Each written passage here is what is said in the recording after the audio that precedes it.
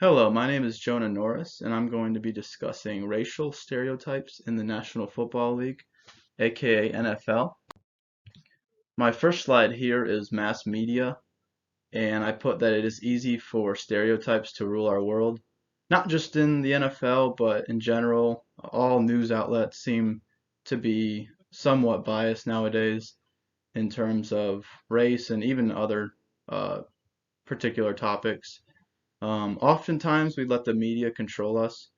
They use stereotypes to create a narrative that is beneficial to them and not us. And basically, in my example, it's unfair to many athletes. And then race is at the helm of most media outlets in today's world. So moving on to the next slide, I have race norming has been an issue in the NFL for a few decades now.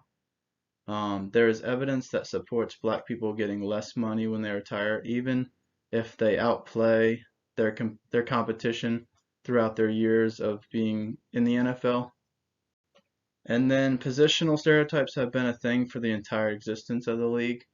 For example, like Russell Wilson, Lamar Jackson, Kyler Murray, Michael Vick, Colin Kaepernick, Cam Newton are all black good quarterbacks, even put in the category of elite.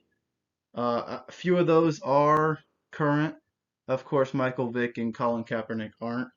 And then all of them really have a good chance to, or already participated in a Super Bowl.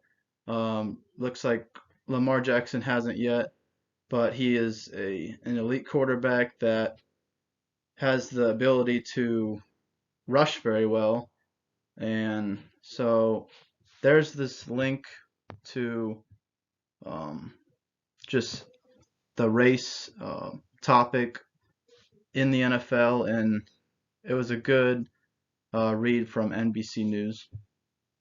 So moving on to the next, I thought ownership was a big part of this race thing in the NFL because over the past 100 years, I'll just read the stat, around 110 people have owned controlling portions of NFL teams, and of that select group, all but two have been white. So that goes to show, of course, only two black owners in a span of 100 years. If we're trying to go down the diverse road of our diversity, then we would want black owners in the next few years or next few decades at least. So the league has lacked diversity over the last few decades, and that stat is one of the reasons why the ownership. And then moving on, this will limit the amount of black quarterbacks because the white ownership doesn't roll the dice on them. That makes it sound like a gamble, but in reality, if you have primary primarily white owners, you're not going to have them scouting or even drafting black quarterbacks for their team. And then I accidentally put that link, or no, that link is right actually. Um, and that is going to be basically showing you the facts on how the ownership is primarily white in the NFL. So moving on to the fifth slide, um, and this is Gas Insider. Um, certain colors serve as an identifier. For example, white is associated with Apple.